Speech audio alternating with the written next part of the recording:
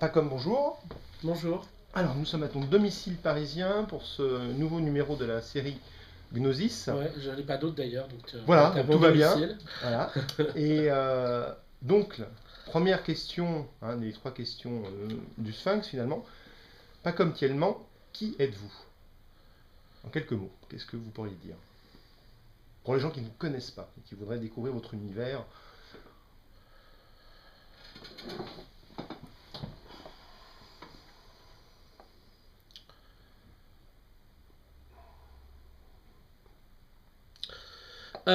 La date de naissance, probablement, en tout cas de mon travail, qui est ma date de naissance de mon éveil, en tout cas, à des questions liées aux mystères ou aux énigmes contenues dans la pop culture, c'est le mythe de la mort de Paul McCartney. Donc, ça, c'est quand j'ai 13 ans et ma professeure d'anglais, qui est une jeune américaine d'une vingtaine d'années. En fait, c'est une remplaçante, une professeure d'anglais remplaçante, une américaine dont j'ai oublié le nom.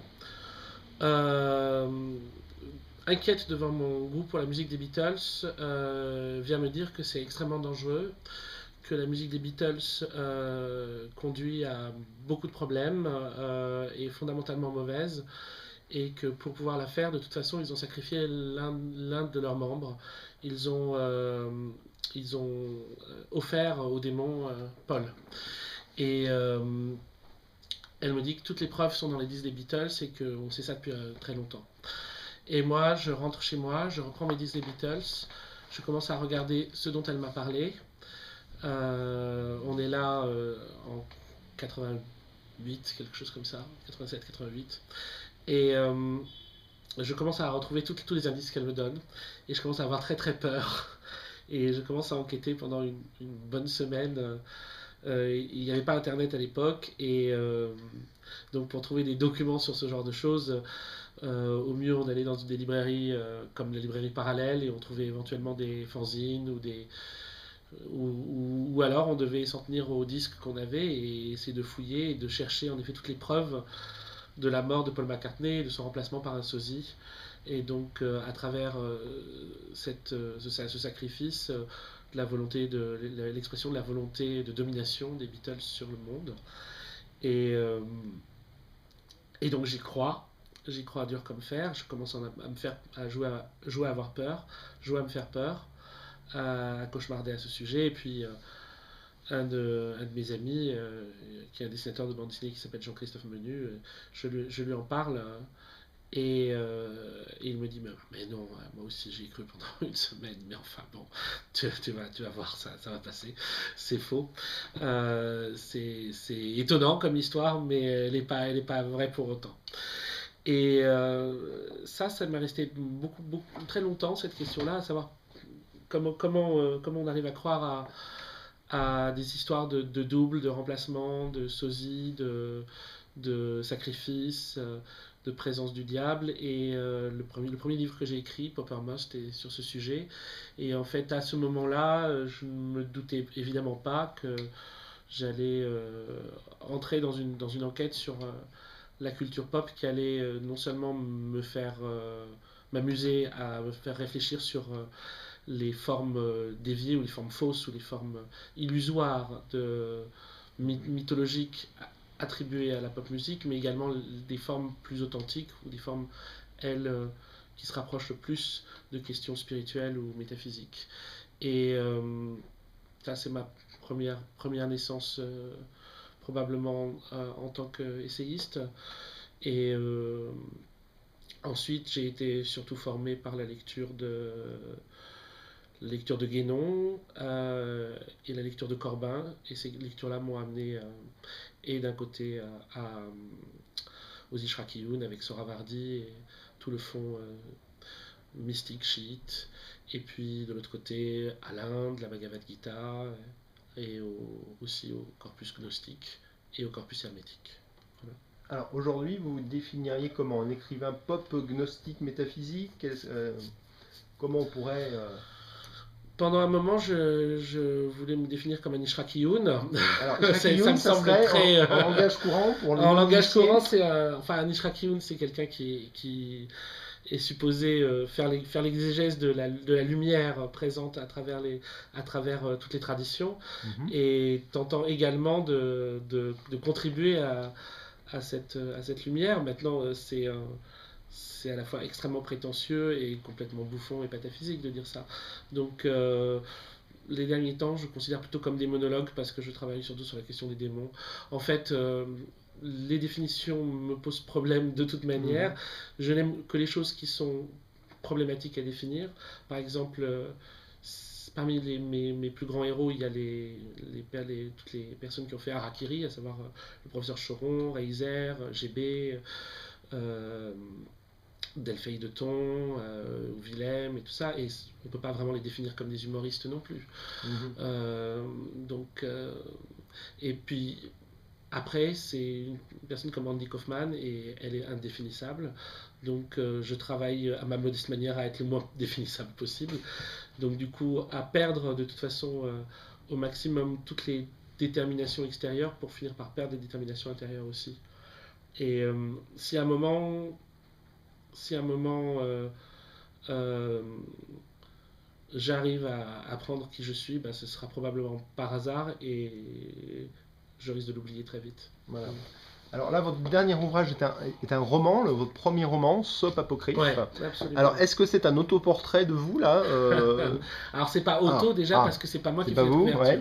C'est Yann Legendre. Ouais. Yann Legendre fait toutes les couvertures d'un culte. À chaque fois, il a une idée extraordinaire par rapport à ça.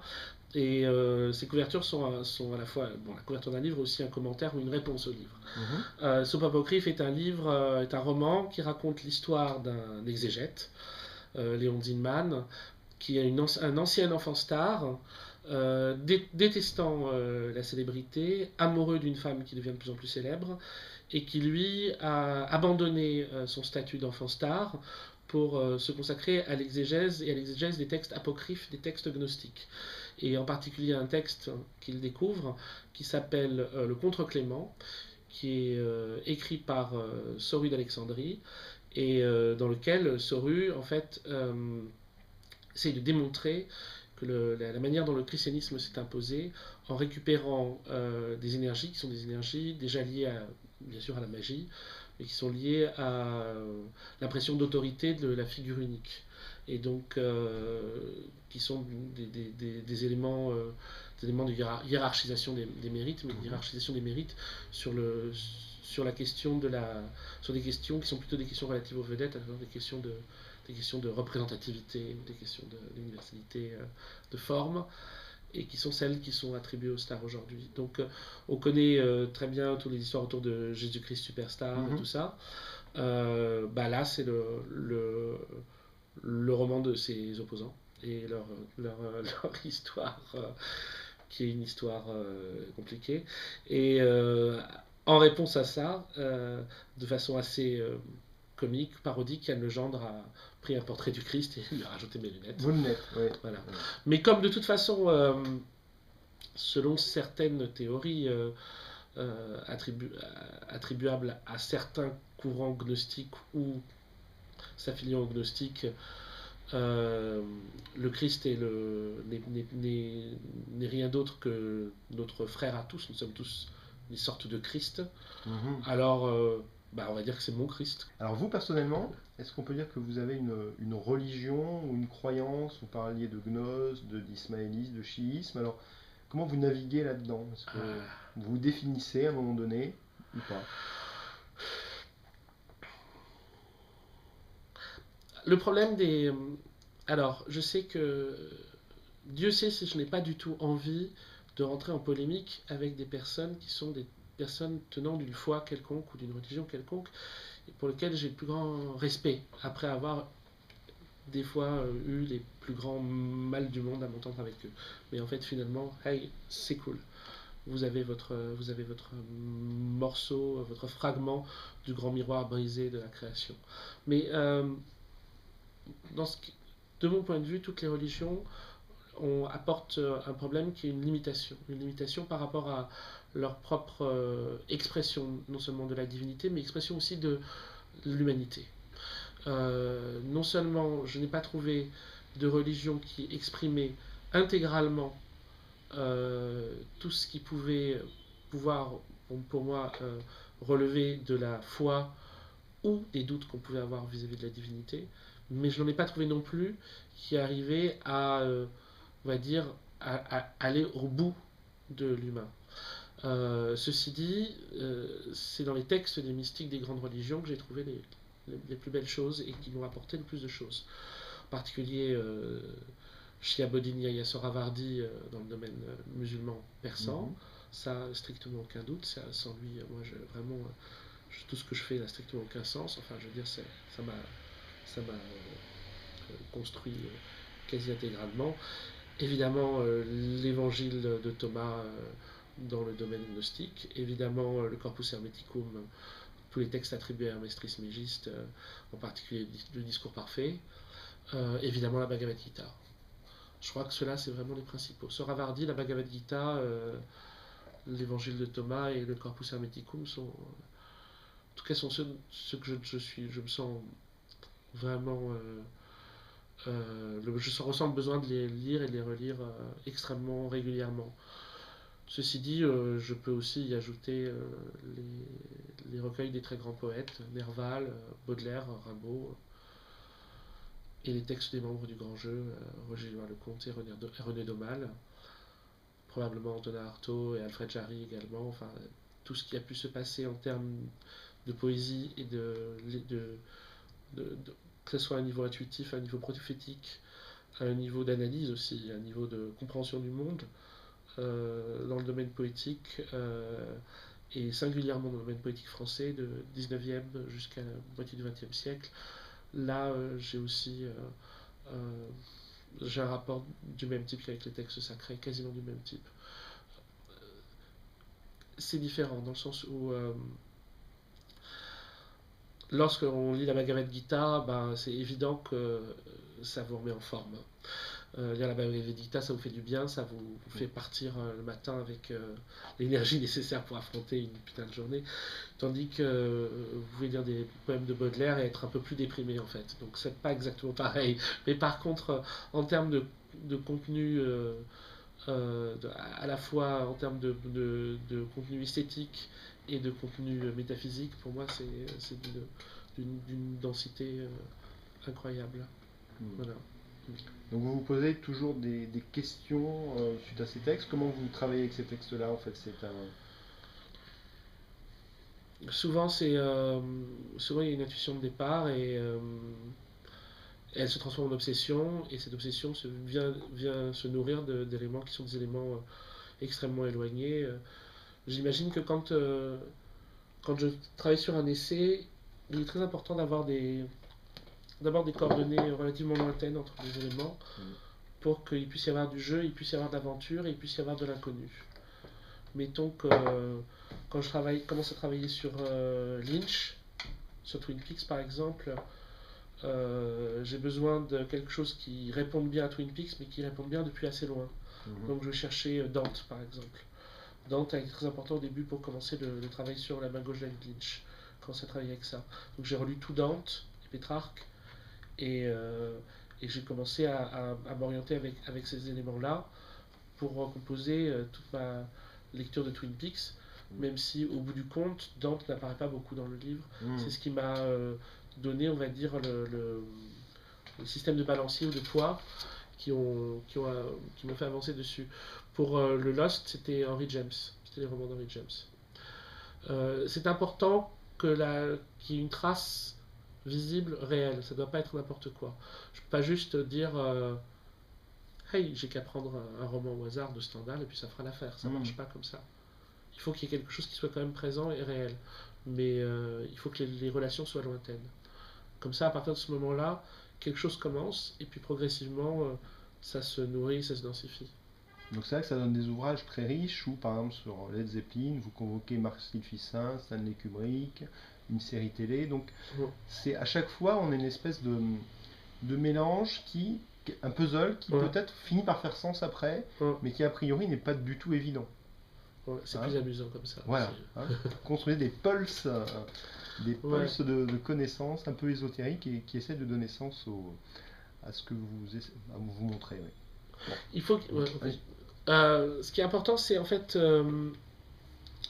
au départ, c'est des principes narratifs aussi. C'est-à-dire que pour raconter quelque chose, quand on écrit un essai, on raconte quelque chose aussi. On raconte une histoire. Si je parle de Led Zeppelin, mettons, je vais raconter quelque chose qui a à voir avec découvrir les pochettes d'un disque de Led Zeppelin. Donc je vais décrire la pochette du disque.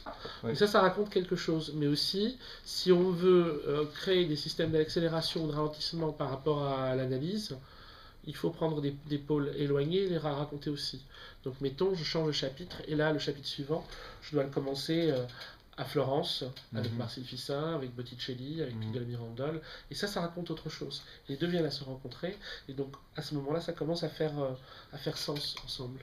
C'est des manières de raconter. Quand je fais un essai, je réfléchis beaucoup aux manières de raconter dedans. Je réfléchis aussi beaucoup au rythme des chapitres. Mhm. Donc, dans Led Zeppelin, c'est très simple, vu que Led Zeppelin, c'est souvent des albums, comme Black Sabbath d'ailleurs, qui comprennent 8 titres. Ils jouaient beaucoup avec le 8. Et c'est 8 albums, 8 titres, beaucoup de choses comme ça. Donc ça va être 8 chapitres. Ça, Et vous, c'est vous assez habitez au simple. 8 d'une rue dont on ne dira pas Faut le le dire. numéro aussi. Ouais. C'est vrai que Voilà. alors le 8, ça serait un symbole de quoi pour vous, l'infini Non, mais c'est un chiffre en tout cas qui donne un rythme propre au livre de Zeppelin. Pour le Lynch, j'ai travaillé à partir du tétrakisme pythagoricien. Mhm. Parce que ça me faisait 4, 3, 2, 1. Et ça crée une accélération qui renvoyait aussi au sentiment d'accélération que j'ai eu en regardant la série. Ah. Parce que le pilote est très très très lent et la série va de plus en plus vite. Et le film va très vite. Mhm. Et donc on a un truc où. Et qui renvoie aussi au tétrakisme pythagoricien, aux 4 âges. Et à l'accélération du temps. À l'accélération du temps, voilà. Hein. Et à l'accélération du temps et aux Ouais. 4 âges Ok, de. frère. Donc le E1 correspondant au Kali Yuga, tandis que le 4 à l'âge d'or. Ah. Donc voilà. On pourrait dire que c'est un peu un conteur symboliste, quelque part, qui essaie de décrypter les symboles qui sont dans la culture populaire, c'est ça votre... Conteur, peut-être j'aime ligne bien. En fait, ce que j'aime bien, c'est l'idée de. On doit toujours faire les deux. On doit faire l'exégèse de quelque chose, et ensuite, on doit donner autre chose en échange. Parce que l'exégèse qu'on produit, l'œuvre nous fait un cadeau quand on produit l'exégèse. Elle nous donne quelque chose. On doit donner quelque chose en échange aussi. Alors à côté, j'essaye de donner en échange, j'ai donné un roman, mais sinon j'essaye avec les films que je fais avec Thomas Berthet, le dispositif, ça c'est quelque chose qu'on donne avec Thomas en échange de ce qu'on a reçu. Voilà, peut-être en parler un petit peu parce que c'est une autre phase de votre activité, hein, ce travail qu'on retrouve sur Vimeo, donc un projet de 52 films. Et ils sont faits. Qui sont faits. Voilà. Alors en deux mots, le pitch, c'est du montage. C'est des films de montage que je fais avec Thomas Berthet, qu'on a fait avec Thomas Berthet sur 14 ans. Et il y a eu 52 épisodes, c'est clos maintenant, ça fait une espèce de gigantesque cycle qui était pour nous une forme de laboratoire au début, mais qui s'est progressivement constitué comme vraiment des épisodes en tant que tels, qui sont de revisitation de la télévision et de l'histoire récente, mais à travers un prisme qui est un prisme occulte, disons.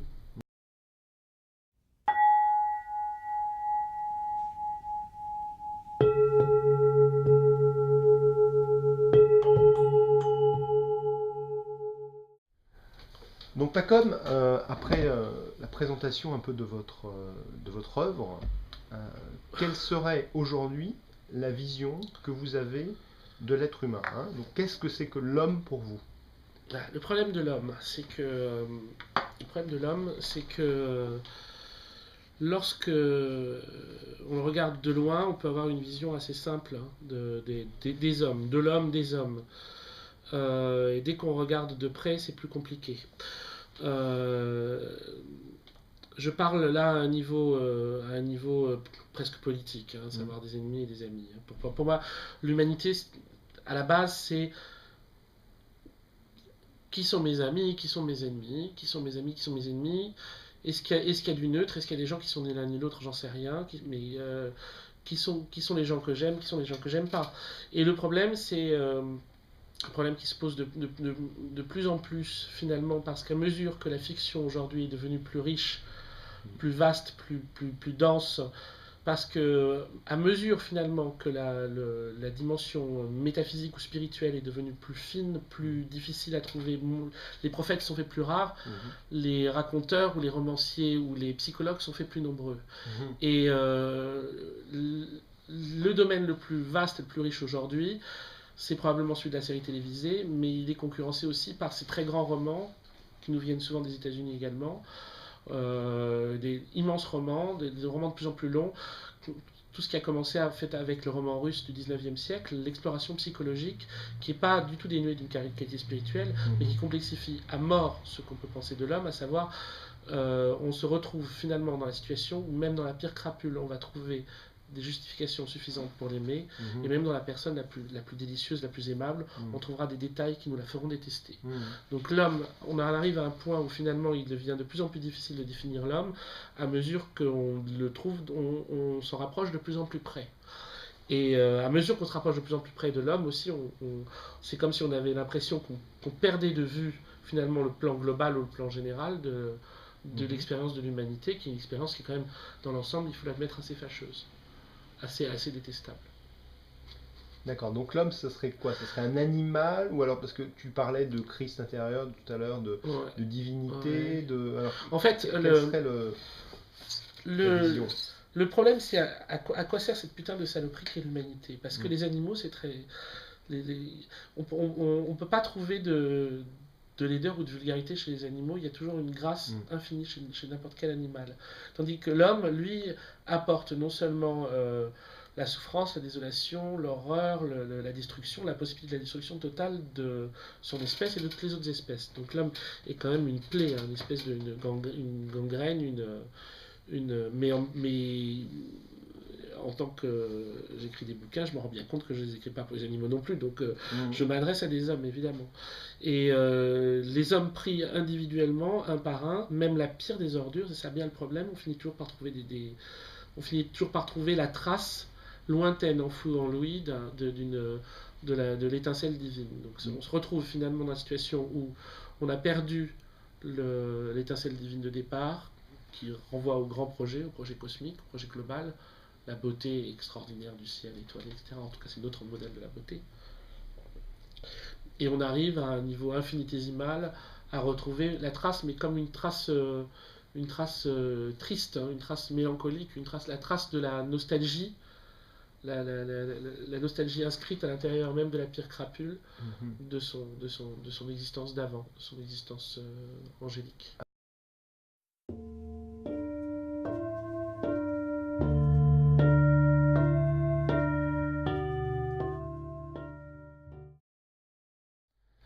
Bien, alors Pacom, au niveau de tes origines, parce que tu t'intéresses beaucoup à des cultures autres, au chiisme, à l'islam, à l'hindouisme. Alors, tu as des origines un petit peu multiculturelles comme ça? Oui, ma mère est égyptienne, je suis copte. J'ai été baptisé au Caire pour faire plaisir à ma famille du côté de l'Égypte. C'est évident que j'ai le pathos j'ai un double pathos qui est le pathos du métis, et du métis dont on voit surtout la part française. Donc du coup c'est l'égyptien en moi est plus intériorisé et le français extériorisé, et donc du coup il y a ce conflit-là est certainement présent. Et deuxième pathos, probablement le pathos par rapport aux Coptes, le pathos de la minorité religieuse, évidemment. Et donc ce double pathos, c'est certain que cette double origine implique forcément le fait que je me sois intéressé à la trace de l'Orient à l'intérieur de la culture occidentale. Savoir, j'ai pas travaillé directement sur Sohrawardi ou sur Attar ou sur Ouzbehan, mais sur ce qu'on pouvait trouver de Sohrawardi, de Attar ou de Ouzbehan dans Led Zeppelin ou dans Twin Peaks ou dans Lost. Donc ça c'est la recherche de l'oriental à l'intérieur de l'occidental, et l'autre par rapport au pathos de la minorité religieuse. Évidemment, je m'intéresse que je vais chercher toujours les éléments métaphysiques ou spirituels par la bande, et par les extrêmes, et par les singularités. Donc par à l'intérieur presque des minorités.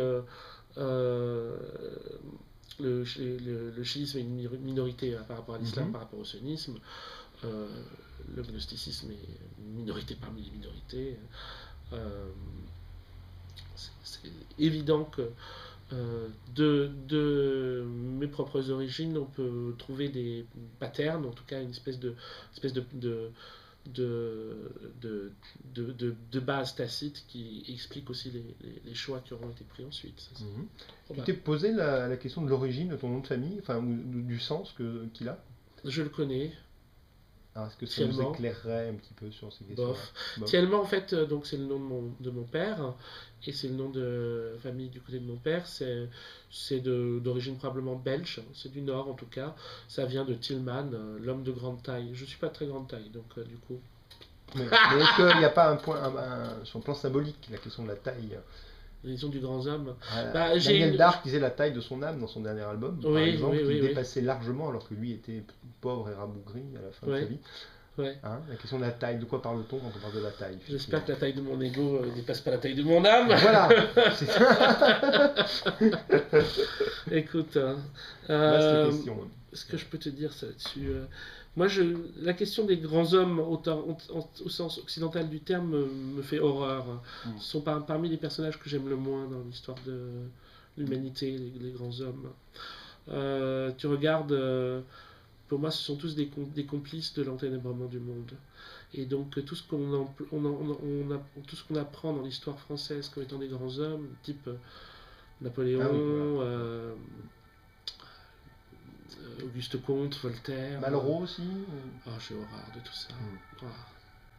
Non, moi j'aime bien Rousseau.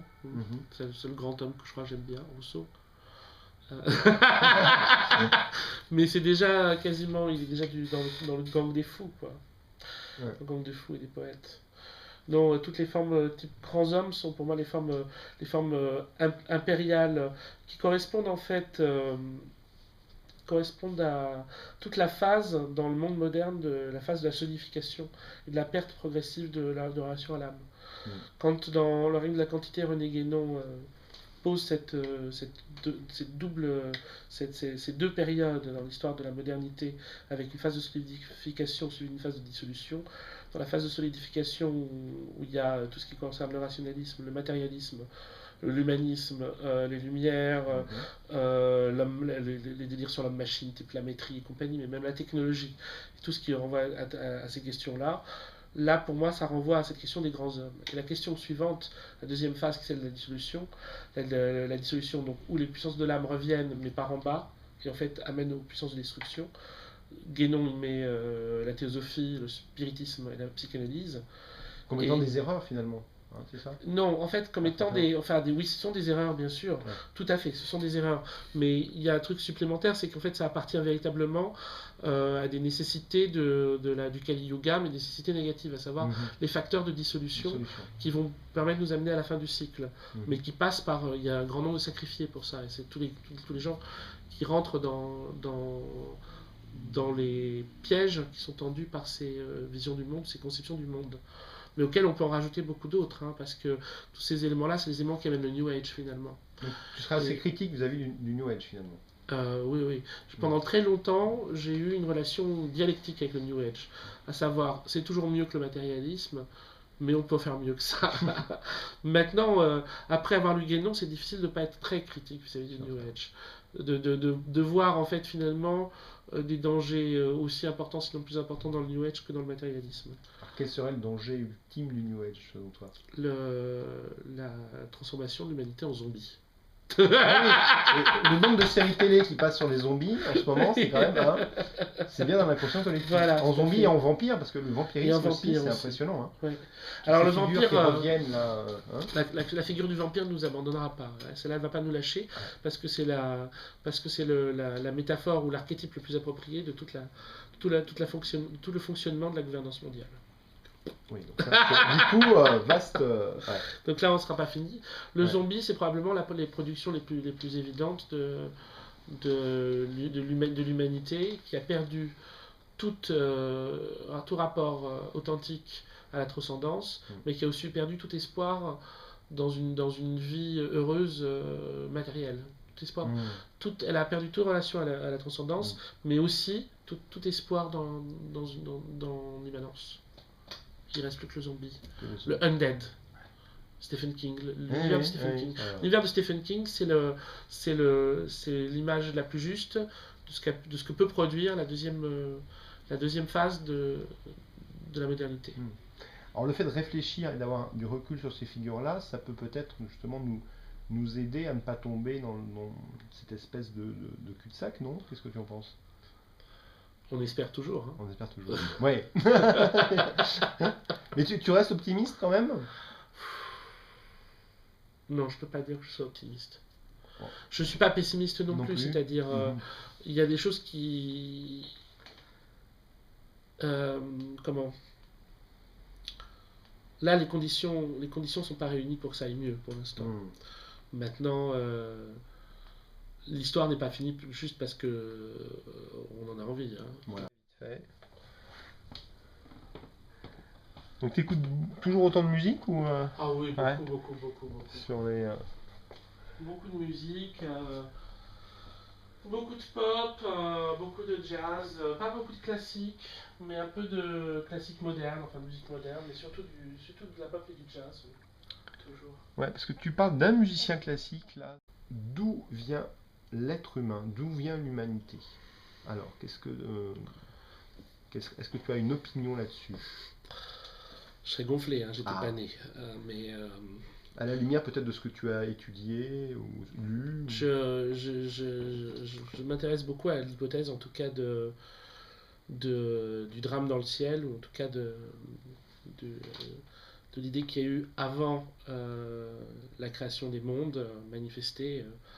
Il y a eu un drame où il y a eu rupture. Il y a eu un moment, on peut dire un moment de dissonance. Et que de ce moment de dissonance, il y a dû avoir une conséquence qui a été l'établissement, en fait, finalement, de figures intermédiaires qui traverseront l'espace et le temps jusqu'au moment du rétablissement. Les traditions disent des choses différentes, en même temps, parfois elles se recoupent. Ce qui se recoupe le plus souvent, c'est l'idée que le monde naît d'une note, d'un son, le home, que ce son se subdivise en lumière et en eau, en lumière en principe actif et en eau principe passif, qu'à travers ça, l'ensemble des possibilités de la manifestation se développe. L'homme est une de celles-ci. Je lui donne pas de prééminence par rapport à l'animal. Je pense pas qu'il soit prééminent par rapport à l'animal. Et je suis même pas sûr qu'il ait une prééminence par rapport aux plantes ou à n'importe quoi d'autre. Ça, j'en sais rien. Par rapport à l'animal, en tout cas, l'homme a beaucoup moins de qualité humaine que l'animal. Paradoxalement, oui. Mais cette dissonance, tu vois ça un peu comme les gnostiques, comme une espèce de chute, ou comme finalement quelque chose qui était planifié? Comment on peut... Il y a plein d'hypothèses différentes par rapport à ça. Qu'est-ce qu'elle la tienne, voilà, aujourd'hui là? Aujourd'hui, la mienne serait... la mienne reste encore tragique. Ouais. Il y a eu un problème, il y a eu une erreur, il y a eu une chute, je sais pas, un moment de destruction, un moment où la puissance s'est retournée contre elle-même, où peut-être des principes d'harmonie ou d'unité se sont diffractés et ont commencé à créer du chaos, du désordre. De là sont apparus tout un ensemble de figures démoniaques. Ce que je crois aujourd'hui, ce que j'admets aujourd'hui comme qualité pour l'homme, c'est celle de combattre contre les démons. L'homme n'est homme que s'il combat contre les démons. S'il ne combat pas contre des démons, s'il est purement le réceptacle passif de la vie, euh, il est, il est, il est voué, en tout cas au jour d'aujourd'hui, son rôle n'est plus défini. Parce que l'humanité ou l'expérience de l'humanité est arrivée à un point dramatique. Là aussi, là, dans la pensée traditionnelle, il y a eu des périodes où les hommes vivaient en paix. L'âge d'or, ou en paix avec la nature, les animaux, les dieux. Dans ces cas-là, il n'y a pas besoin de combattre. Mais à partir du moment où le monde est rentré dans une zone de chaos et de guerre, l'homme doit combattre contre les démons. Alors, ces démons, tu les vois extérieurs, intérieurs, ou comment? Les démons sont des incarnations de principes mauvais, ou des épiphanisations plutôt. Incarnation, c'est pas un bon terme. En fait, rien n'est vraiment incarnation. Il y a de la chair, mais la chair ne fait qu'épiphaniser des puissances. Elle ne les incarne pas. Donc, les démons sont des forces. Ces forces peuvent prendre entièrement certains hommes. Donc, quand je dis combattre contre des démons, ça peut aussi vouloir dire combattre contre. Dans le magazine Chronic Art, j'ai une rubrique de démonologie. J'en ai consacré une à Manuel Valls, une au Splendide, une à Gallimard, triple génération.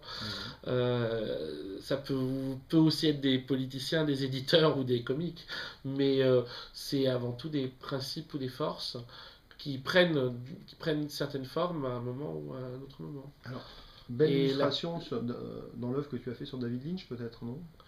Dans Lynch, le livre que j'ai fait sur Lynch, La main gauche de David Lynch, parle beaucoup, en tout cas, de la manière dont même un très grand homme, mauvais terme, mais un homme d'une très grande honnêteté, peut être attrapé par des puissances de renversement, de retournement, qui sont des puissances mauvaises, oui. Donc en 2 mots, pour ceux qui n'ont pas lu le livre, quelle est ta thèse? Pourquoi la main gauche de David Lynch et pas la main droite, justement? La voix droite, la voix gauche. Alors, est-ce que tu peux en quelques mots expliciter le... Eh ben, c'est dommage parce que quand même il y a un truc où c'est quand même un récit et où il faut que les gens aient une surprise à un moment. Donc je vais sans raconter la thèse du livre que j'espère les gens découvriront en la lisant, parce il doit y avoir quand même des surprises dedans. Ça n'étonnera personne que en fait c'est un livre sur Twin Peaks et que le récit de Twin Peaks c'est le récit du remplacement, du retournement et du remplacement de Dale Cooper par Bob. Et l'œuvre de David Lynch elle-même en fait change à partir de la fin de Twin Peaks et à plusieurs niveaux. Et d'ailleurs en ce moment je prépare mon prochaine conférence, ça va être une conférence à la librairie du Mont-en-l'Air. Le titre de départ était Garmon Bodzia, mais plus ça va et plus je pense que ça va s'appeler et le temps devint tout David Lynch, qui est en fait une phrase qui vient de Buffy contre les vampires, dans un épisode où Buffy combat contre des démons et dans lequel pendant son combat elle commence par tuer un démon, il revient vivant, la personne qu'elle essayait de sauver réapparaît mais attrapée par le démon, puis ensuite revient comme au début de son parcours, et en fait elle est prise dans un tourbillon d'événements qui ne sont pas synchrones les uns avec les autres, qui ne sont pas dans la bonne chronologie, et après on lui explique quel sort on lui a lancé, et elle dit c'est pour ça que le temps est devenu tout David Lynch. That's why time went all David Lynch. Et ce qui est intéressant, c'est que David Lynch, non seulement le nom de David Lynch sert à définir aujourd'hui un univers, une esthétique, etc., mais aussi un rapport au temps.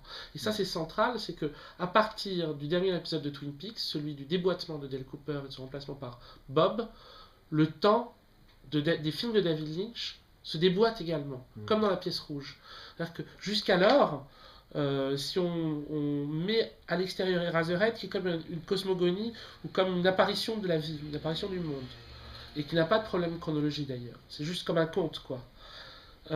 Si on voit le temps qui est traversé par Elephant Man, par Blue Velvet, par Sailor Lula et par Twin Peaks, c'est un temps encore chronologique. Et lorsqu'on arrive dans le cercle des 12 sycomores, qui est le centre contre-initiatique de Twin Peaks, Dale Cooper qui y allait comme s'il allait à un centre initiatique, s'y retrouve pris, enfermé ou démembré ou démonté ou je ne sais quoi, transformé en Bob, ou en tout cas enfermé dans la pièce rouge et Bob sort à sa place sous son image.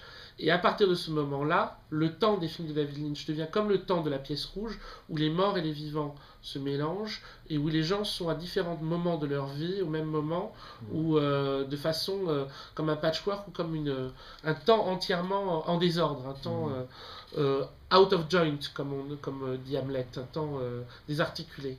Et ce temps désarticulé qui va habiter la suite de ces films de Lynch va devenir finalement va être défini comme le temps de David Lynch. Donc en fait, La main gauche de David Lynch va dire, c'est un essai qui parle de Twin Peaks et qui parle de qu'est-ce que c'est pour dans le cadre d'une œuvre d'art et finalement dans la vie d'un artiste, finalement dans l'histoire de l'humanité, parce que depuis Twin Peaks, le temps de l'humanité est devenu tout David Lynch. Qu'est-ce que c'est que de tomber de tomber dans un cercle contre-initiatique, dans un centre contre-initiatique. Voilà. D'accord, donc il faudrait revoir Twin Peaks, effectivement, avec toute cette... Revoir Twin Peaks et revoir l'œuvre de Lynch par rapport à ça. Et c'est interroger la vie de Lynch, par rapport à ça, et finalement interroger aussi ce qu'est l'histoire de l'humanité à travers ce prisme microcosmique qu'est Twin Peaks. Mais est-ce que David Lynch, quand même, dans son dernier opus, parce qu'il a arrêté le cinéma, Inland Empire, qui veut dire l'Empire du Dedans, n'a pas voulu quand même sauver son héroïne et sauver toutes ses héroïnes par le moment d'épiphanie qui est à la fin quand même. Oui, qu'est-ce que tu en penses? Mais c'est hors récit. C'est hors récit, ouais. Mais c'est déjà le cas dans le film Twin Peaks Fire With Me. En fait, cette fin de salut, il aurait pu la mettre après Lost Highway et après Mulholland Drive. D'une certaine façon, dans Mulholland Drive, elle y est aussi, mais d'une façon équivoque. C'est-à-dire qu'après après le suicide de l'héroïne jouée par Naomi Watts, j'ai oublié son nom dans la deuxième partie du film, elle s'appelle Betty dans la première. Diane. On a une image d'elle et de sa copine, Camilla, de nouveau ensemble, observant quelque chose de beau, comme ça, qui flotte. Donc vous pourrez dire, d'une certaine façon, la possibilité que ce dont il parle n'appartient qu'à un autre cycle de manifestation et ne concerne pas finalement les fins dernières, peut être finalement dit de tout son cinéma. Donc la spécificité d'Inland Empire, c'est la prise de conscience par l'héroïne de Inland Empire d'être dans ce cercle-là. C'est-à-dire qu'à la différence des personnages de Mulholland Drive ou de Inland Empire, le personnage de Mulholland Drive ou de Lost Highway, l'héroïne d'Inland Empire, je parlerai d'Ern. Quel est son nom? J'ai oublié. Elle prend conscience finalement des choses. Prend absolument conscience prend conscience que le temps est devenu tout David Lynch. D'une certaine façon, ça lui est propre et donc c'est pourquoi elle tente de sauver la jeune fille qui est enfermée dans la pièce. Est-ce que c'est pas un symbole cette jeune fille, d'après toi? Est-ce que c'est vraiment une jeune fille? Oui, c'est un symbole, mais est-ce que d'ailleurs est-ce que les jeunes filles ne sont pas des symboles? Belle question, belle question. Bon.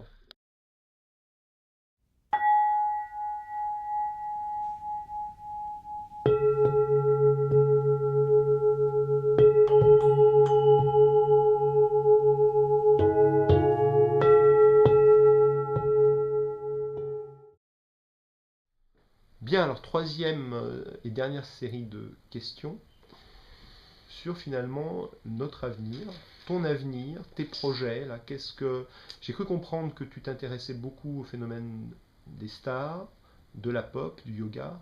C'est le titre d'un livre à sortir, je pense. Alors, vers quelle direction vas-tu aller? Parce que tu as parlé de beaucoup de choses. Tu as parlé des chevaliers sauvages, de l'humour. Tu as parlé des stars, le rock, Led Zeppelin, tu as parlé du cinéma avec Lost, avec Twin Peaks, tu t'es essayé au roman.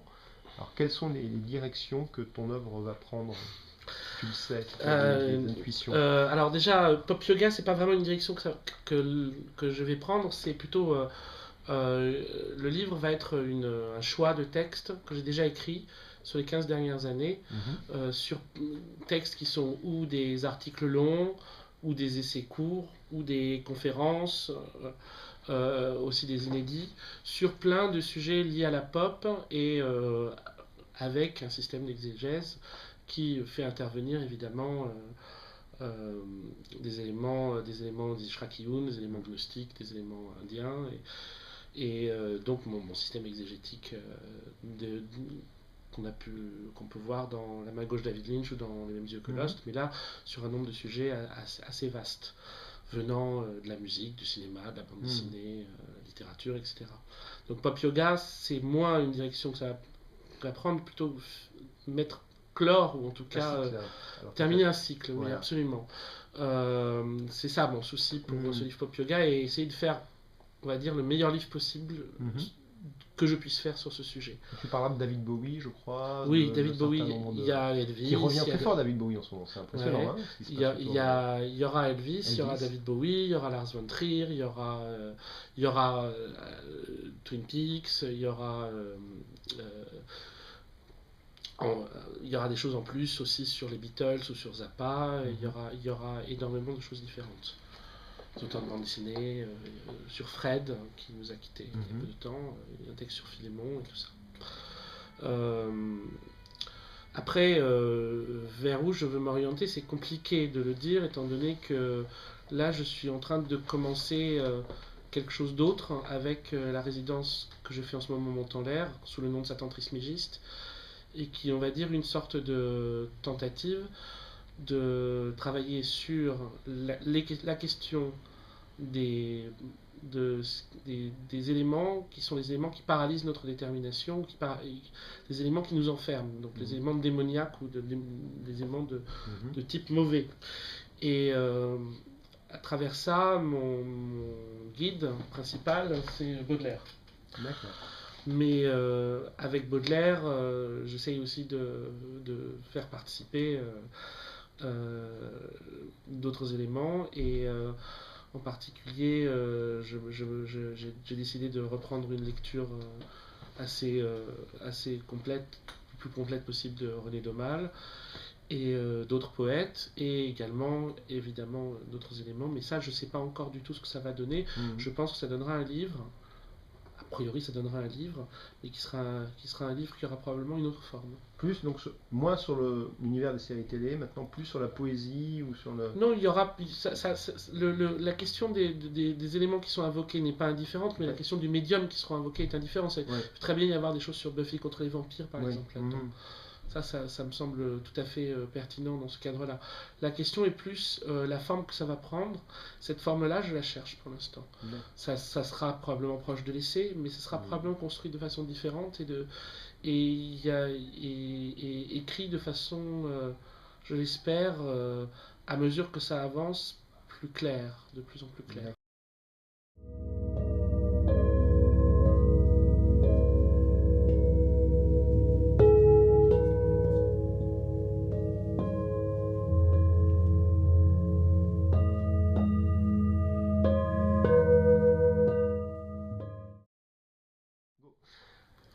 Donc pour finir, Pacom, comment est-ce que tu vois l'avenir de l'homme et de l'humanité? Tu as dit que tu étais à la fois pessimiste, mais pas forcément. Hein, tu serais un pessimiste gay, alors peut-être, sur cette question-là? En fait, si on est vraiment pessimiste, on se flinguerait. Tant qu'on ne se flingue pas, c'est illégitime de dire qu'on est pessimiste. Ça veut dire qu'on a toujours un peu d'espoir que ça va aller mieux. Mais quand je dis les conditions sont pas réunies pour que ça aille beaucoup mieux, c'est que, parce que j'ai l'impression, c'est surtout que là, le processus de destruction dans lequel l'humanité a été entraînée par ses dirigeants est là inarrêtable. Les dirigeants eux-mêmes sont évidemment des pantins, des jouets de forces qui les dépassent, qui sont des forces, d'abord des forces de matérialisation, comme on disait, des forces de matérialisation, ensuite des forces de dissolution. Et dans la puissance principale qui réussit à faire l'alliance entre les forces de matérialisation, donc les forces purement matérielles, solidification, matérialisation, de rationalisation, de mécanisation et de technologisation de l'être humain, et les forces de dissolution, à savoir de retour des puissances de l'âme, mais dans le sens mauvais, c'est les forces financières. Si aujourd'hui on est dans un monde qui devient dingue à cause des puissances financières qui sont des puissances, pour beaucoup, des puissances de spéculation, donc des puissances financières, mais virtuelles, puissances presque d'argent imaginaire. Ces puissances d'argent imaginaire réussissent à détruire tout ce qui reste encore de société traditionnelle ou d'univers traditionnel. C'est une espèce de gigantesque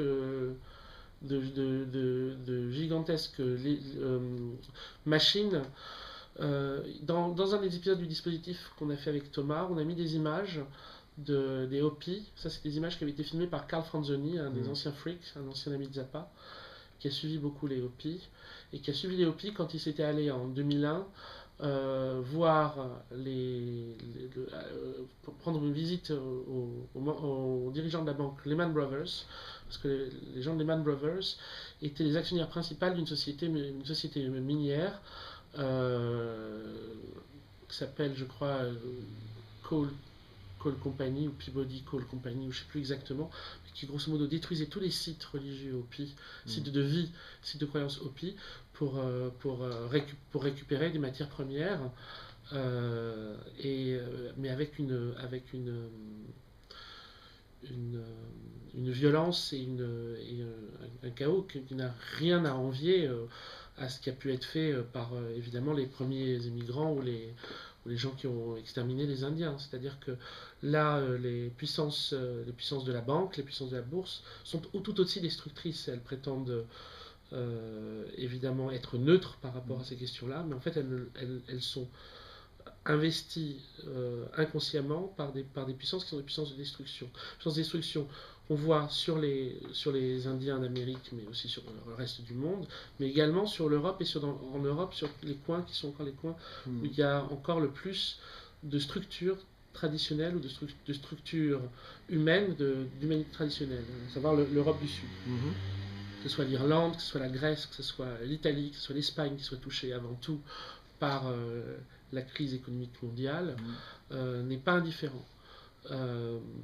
Ce que ça amorce, ce que ça annonce, c'est un monde, mais vraiment un monde d'horreur totale.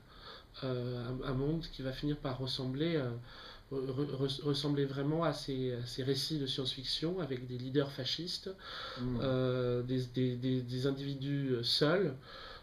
Ces univers qu'on voit même dans le Retour vers le futur 2 par exemple, chez Philippe K. Dick. Philippe K. Dick évidemment, mais même dans les récits, dans tous les récits de science-fiction, ces mondes-là sont en train de s'installer de façon définitive. Et c'est pourquoi leurs ennemis principaux sont tous les endroits où encore un semblant de vie avec des structures traditionnelles existe encore. Donc destruction de l'Afrique, destruction du monde amérindien, destruction évidemment du Japon auparavant, destruction de l'Europe du Sud. Tout ça va aller progressivement s'accroissant vers un univers dont je ne vois pas en tout cas quelles sont les lueurs d'espoir possibles. Cependant, il faut quand même admettre que la connaissance n'a jamais été aussi riche et que donc le partage de l'intelligence et de la connaissance ne s'est jamais fait, n'a jamais atteint un point pareil, quasiment une sorte d'apothéose. Il suffit d'avoir un ordinateur et on peut avoir accès en quelques clics à la quasi-totalité de la connaissance universelle. Dans le 19e siècle ou encore au 20e siècle, si on voulait chercher des traités alchimiques, on pouvait attendre 20 ans avant d'en trouver un. Aujourd'hui, on n'a pas besoin de 20 secondes avant de pouvoir les télécharger en PDF. Alors après, tu évoques l'alchimie, tu as parlé de gnose aussi. Est-ce qu'il n'y a pas, même si on a conscience du péril, il y a une phrase qui dit « Là où croit le péril, croit aussi ce qui nous sauve ». Hölderlin, oui. Voilà.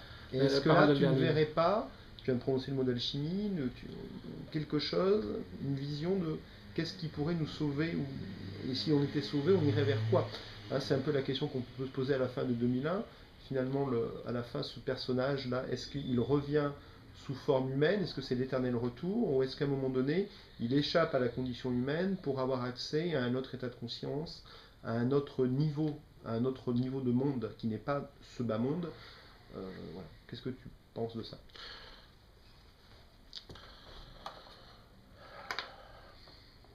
Ce qui est possible, c'est que à un niveau individuel, isolé, à travers la Terre, des personnes se retrouvent dans un premier temps accablées, mais dans un deuxième temps capables de supporter euh, toute cette connaissance.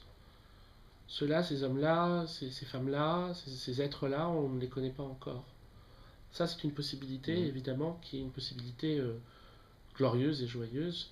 Simplement, la question va être comment rompre leur grande solitude. Le problème, c'est que le monde qui vient est peut-être envisageable, encore une fois, comme dans ces univers de science-fiction, ces univers fantastiques, avec des justiciers solitaires. Moi, je vois vraiment un monde comme ça, avec une sorte de justiciers solitaires, des espèces d'individus avec des capes à la con, quoi, tu vois. Tout le syndrome des super-héros actuellement, c'est ça. Ouais. Sauf comment les super-héros ils s'unissent, il y a des ligues de justice, il y a des communautés. Ouais. Alors après, on est aussi dans un mouvement où il y a toute la question autour des peurs, autour des communautés qui se reforment aussi, des communautés autour du catharisme, autour des Esséniens. Il y a quand même aussi cette tendance. Alors, comment tu sens Moi, je trouve ça sain et normal que les gens essayent de faire des communautés. C'est la seule Mhm. manière qu'ils ont de pouvoir s'en sortir. Mhm. Donc, je suis pas anticommunautariste à ce niveau-là. Pas du tout. Je trouve ça normal. Je trouve que c'est le seul moment. Je veux dire, tout le monde n'est pas supposé être Buffy ou Angel. Donc, il y a bien des gens qui ont besoin pour pouvoir supporter cette vie terrible, cette vie atroce, d'avoir des structures qui sont des structures ou familiales ou des structures familiales augmentées, des structures de la famille qui sont choisies aussi, des sociétés. C'est pour ça que j'ai jamais été partisan des luttes anti-sectes et compagnie.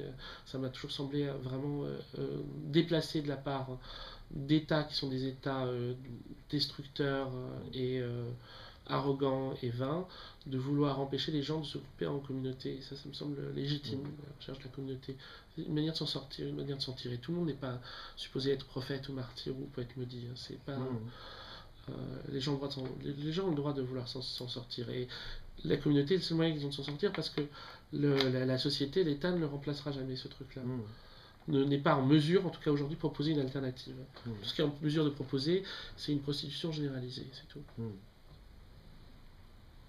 Et en attendant, qu'est-ce qu'on peut faire, nous? On va déjà essayer de ne pas faire que le personnage de David Lynch et de tuer les personnes qu'ils aiment. Ouais, déjà. Pour commencer, on va essayer de pas tuer sa femme ou tu vois. Oui, c'est ça.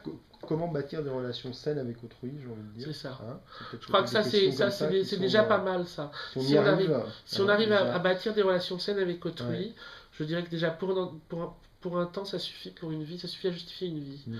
Relation saine avec autrui, relation saine avec notre entourage, c'est déjà pas mal.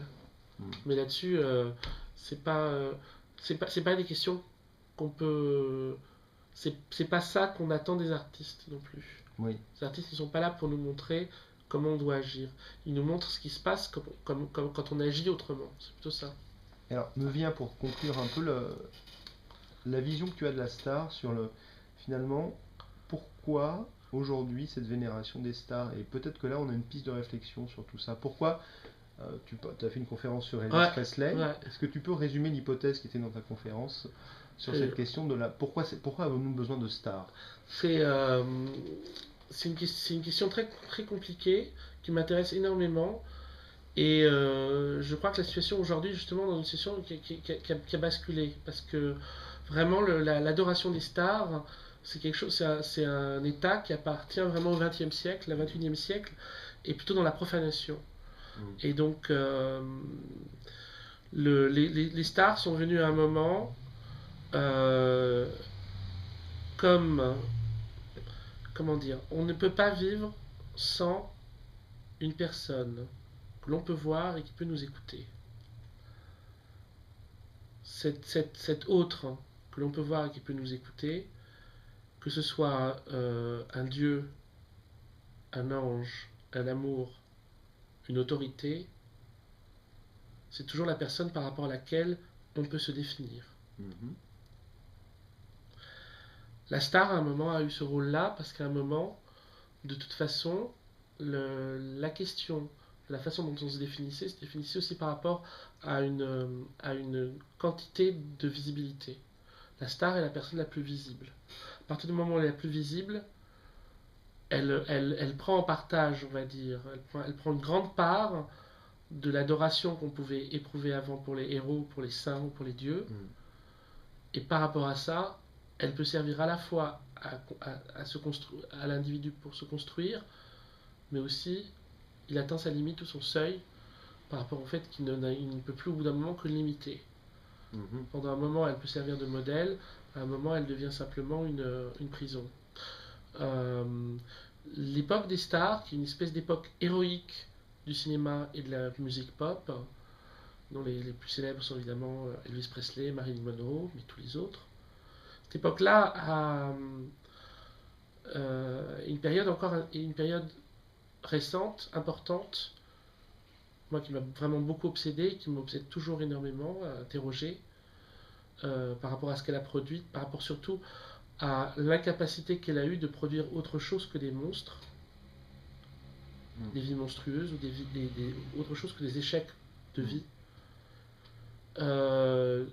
On est passé dans une autre période qui est une période d'hyper-profanation de cette forme-là, à savoir que non seulement tout le monde est potentiellement une star, mais plus tu es potentiellement une star, plus tu es potentiellement la pute des autres.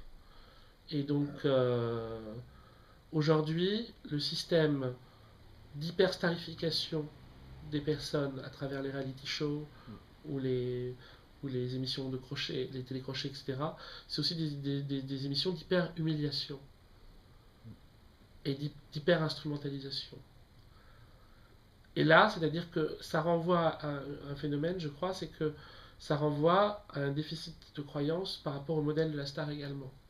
C'est-à-dire que ça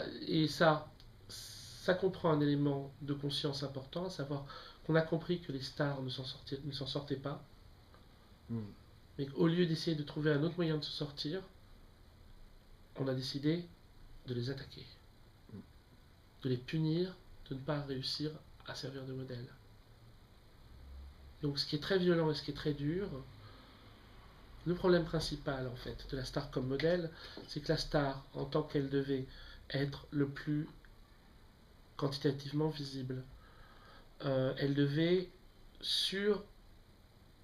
elle devait se surcharger de signes ostensibles de personnalité. Et donc, du coup, elle devait toujours avoir à faire sa propre caricature. Elvis, toujours jouer avec la caricature d'Elvis, devait toujours jouer avec la caricature d'Elvis. Donc en fait, il ne pouvait absolument pas se délivrer de ses déterminations et de ses conditionnements, tels qu'on pourrait l'attendre d'un chemin de sagesse, mais au contraire, il s'en retrouvait toujours enfermé. Au contraire, il était dans l'intensification de son être. Elvis est un être hyper intensifié, comme un œuf. Il s'intéressait à la théosophie par ailleurs, oui, paradoxalement. Mais c'est vrai qu'il était prisonnier de son propre, absolument. Son propre modèle. Quoi. On peut interpréter aussi les 5 ans que Lennon a passé seul à la fin de sa vie à vouloir éduquer son fils, à une tentative de vraiment quitter ce truc-là. Moi, je le voyais autrement avant parce que j'étais vraiment plus Beatles, mais ça peut se comprendre aussi. On peut comprendre la volonté d'essayer de s'arrêter avec ça et d'essayer de trouver une vie juste. Mais le processus étant lancé, le processus était inexorable, mais ce qu'il a produit est une espèce de super développement de ce principe-là, à savoir une assignation à tous à devenir visible, et donc une starification généralisée, et qui est aussi une profanation généralisée. Et donc c'est un phénomène finalement à la fin qui n'est plus qu'un repère de démon, plus qu'un enfer total. On allume la télévision, on a juste une image de l'enfer. Pas une image de l'enfer d'ailleurs, on est en direct de l'enfer. Tout l'intérêt peut-être de jeter la télé par la fenêtre, si on peut, de temps en temps. Ouais. As-tu une télévision chez toi? J'ai un moniteur. J'ai pas la télé, j'ai un moniteur. D'accord. La télé, je la vois par internet, par moment. Oui, je vois les trucs qui m'intéressent par internet. Donc dernière question pour conclure. Ok. Une vie juste pour toi aujourd'hui, ça serait quoi? En fait, je pense que pour être juste, il ne faut jamais masquer l'horreur ou le mal que l'on rencontre dans le monde. Déjà, dans un premier temps, il faut être d'une honnêteté la plus grande possible. Le premier problème, ça c'est un grand problème, et ça c'est un truc, tu vois, le monde intellectuel est un monde quasiment entièrement composé de menteurs. Mhm. C'est un monde où le mensonge devient une seconde nature. Si on arrive à ne pas mentir, déjà c'est pas mal. Mhm. Une vie juste pour moi, ce serait une vie où j'arriverais à... Yes, ce serait vraiment génial. Simplement ne pas mentir, quoi. Voilà. Pour commencer, c'est déjà pas mal. Je sais pas si j'ai des qualifications pour le reste. Voilà. Alors, est-ce que tu pourrais faire voir à la caméra le mug que tu as? Alors voilà. Donc là, nous avons un symbole, je vais le rapprocher. Donc un symbole un peu ésotérique avec le mot dharma. Alors c'est quelque chose qu'on n'a pas évoqué dans l'interview, c'est l'analyse que tu as fait de la série Lost, moi qui m'a beaucoup parlé. Je crois que c'est peut-être le livre que tu as fait qui m'a le plus parlé, Les mêmes yeux que Lost, où là on est par rapport au thème sur des gens qui vivent un processus, alors est-ce que c'est un processus initiatique? Parce qu'on a beaucoup parlé, tu parles beaucoup de contre-initiation dans tes œuvres, avec tous ces éléments où effectivement de nos jours, on prend des éléments d'initiation, mais en fait on est souvent dans la contre-initiation. Alors est-ce que Lost est une série initiatique?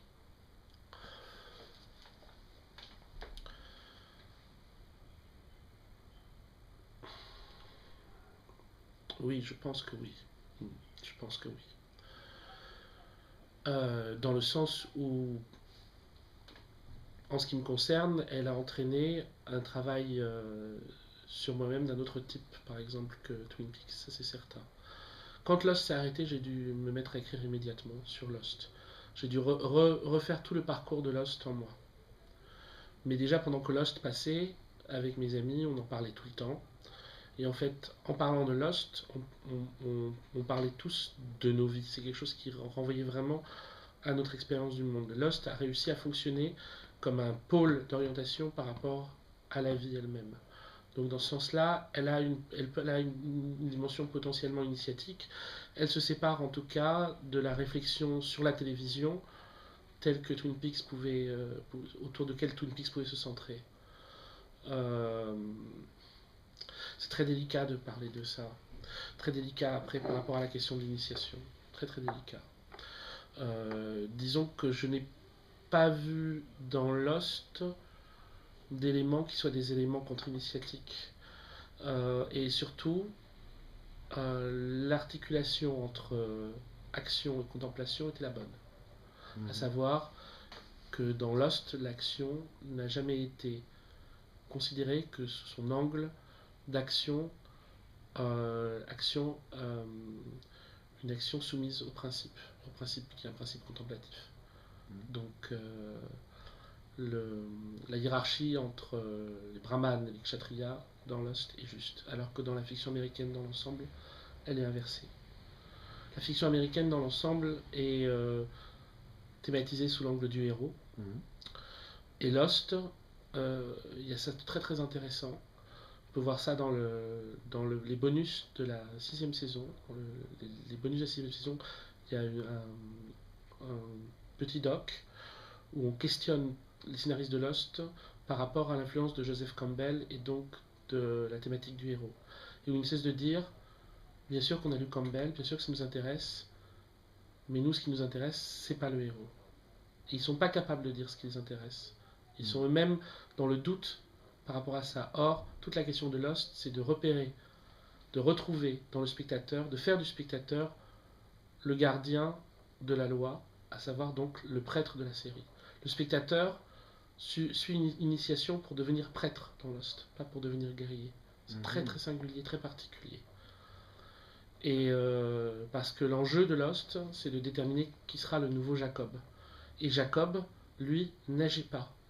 Il ne fait que garder la lumière, protéger la lumière, protéger le principe actif et le principe passif, protéger la lumière et l'eau, et écrire les règles d'un cycle de manifestation. La question de Lost, c'est un cycle de manifestation est en train de se finir. Il faut préparer le spectateur au rôle de déterminer les règles du prochain cycle de manifestation et d'être capable donc de prendre cette distance par rapport à l'action, distance par rapport à sa propre action nécessaire pour ça. Est-ce que Lost est une série initiatique pour autant? Je ne sais pas. Ce que je peux dire, c'est que Lost parle de la parle de la Lost parle des éléments, des qualités propres à l'être initiable, l'être qualifié. L'être qualifié. Qu'est-ce qu'on attend d'un être pour qu'il soit prêt à un processus initiatique? Et les 6 personnages qui ont été élus, les 6 personnages qui sont considérés comme initiables, ont des qualités humaines très particulières. Il y a Jack, il y a Locke, il y a Sawyer, il y a Saïd, il y a l'un des Kwon, on ne sait pas lequel, c'est June ou si c'est Sun, et il y a Hurley. Du coup, il serait peut-être 7, non? Si il y a le couple. Peut-être que les Kwon sont considérés en tant que couple, c'est possible, c'est une possibilité. Moi, Donc c'est un des multiples mystères de Lost qui n'a jamais été levé. Oui. Et moi, ce qui m'était apparu, c'est l'importance du lâcher-prise, finalement, Ouais, qui apparaît. Ah oui, très important. Comme Bien étant sûr. un des critères, peut-être, ou en plus, peut-être le critère qui subsume tous les autres dans cette histoire-là. Mais le seul qui arrive à le réaliser, c'est Hurley, qui le réalise dans sa vie, vraiment le lâcher-prise. Le seul qui let go de son vivant, c'est Hurley. Mais c'est Hurley qui va de toute façon prendre le job. Les autres sont qualifiés, mais à un moment, il y a un truc qui bloque. Ça n'enlève rien à leur qualité et aux qualités de beaucoup d'autres personnages. C'est ceux-là qui ont été choisis par Jacob. C'est eux que Jacob a choisi. Et Jacob a une manière très bizarre de les sélectionner. Il dit: vous étiez aussi triste et malheureux que moi. Donc il y a aussi quelque chose lié à la mélancolie, à la tristesse de cet homme qui est un gardien, seul de la lumière qui est dans l'île. Ouais.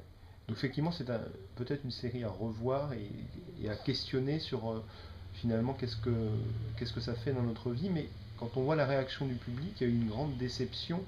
Donc on peut se poser la question de la capacité d'une série télé aujourd'hui à faire évoluer les gens, puisque bon, tu n'as pas été déçu par la fin de Lost, j'imagine. Mais voilà, c'est la question de est-ce que finalement les gens ont compris de quoi il s'agissait, parce qu'on est vraiment sur les mystères de la vie et de la mort là. Un certain nombre de gens l'ont compris, un certain nombre de gens ne l'ont pas compris, ça c'est inévitable. On balance pas ça à la télévision impunément non plus. Et je pense que les scénaristes eux-mêmes sont dans le doute aussi par rapport à ça. C'est-à-dire qu'il y a quelque chose qui est inspiré, proprement inspiré. Ils ont invoqué des forces, et ces forces ont écrit Lost. Et ces forces ne les ont pas détruits comme elles ont détruit David Lynch, ou elles ne les ont pas... C'est pas les mêmes forces qui ont été invoquées. Là. Mais Lynch, il y a quelque chose dans son œuvre qui est quelque chose d'une puissance extraordinaire, mais qui vient parler aussi...